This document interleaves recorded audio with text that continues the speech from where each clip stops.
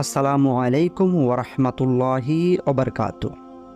আল্লাহ তাআলার কাছে বান্দার চোখের পানির দাম দুনিয়ার যাবতীয় নিয়ামতের চেয়েও বড় দামি। তো ভিডিওটিতে একটি লাইক এবং চ্যানেলটিকে সাবস্ক্রাইব করে দিন।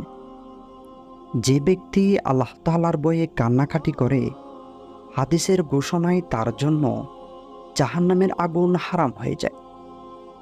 এক ফোঁটা পানি দিয়ে গোটা জীবনের সব গুনাহ ধুয়ে মুছে সাফ করে ফেলা সম্ভব।